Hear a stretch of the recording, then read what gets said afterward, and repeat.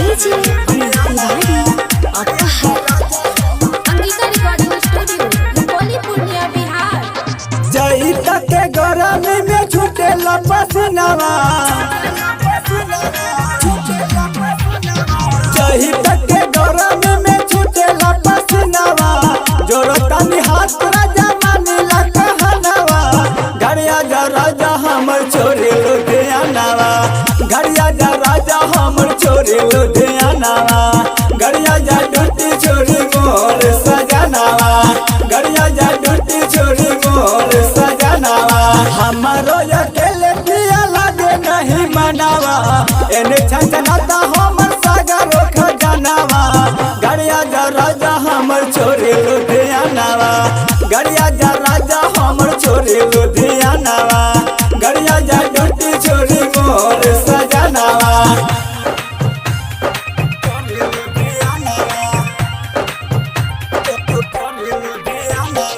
DJ Amit Tiwari आके हमर हो तू जिंदगिया के सवार दोन हो, राजा बहिया में भर के हमारा प्यार दोन हो,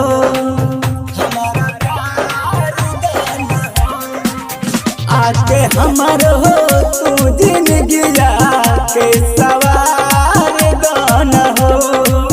राजा बहिया में भर के हमारा प्यार दान हो, मानिला कहलवा हमर सुनो न सजनवा, इन मटियाता हमर सगरो खजनवा, घड़िया जा राजा हमर छोरे लुधियानावा, घड़िया जा राजा हमर छोरे लुधियानावा, घड़िया जा ड्यूटी छोरी मोर सजनावा, घड़िया जा ड्यूटी छोरी मोर सजनावा।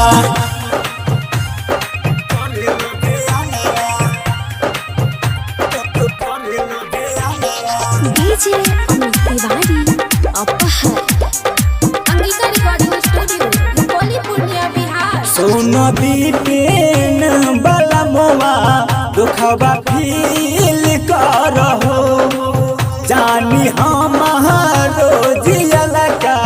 मुश्किल करहो,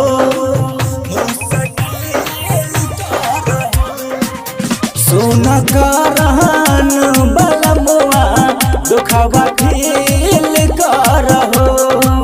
जानी हमारो जियल का मुश्किल करहो, तोहरे याद में घोटाला नहीं खनावा, बीरू विशाल के बहे नहीं धियानावा, घड़िया जा राजा हमर छोरे लुधियानावा, घड़िया जा राजा हमर छोरे लुधियानावा,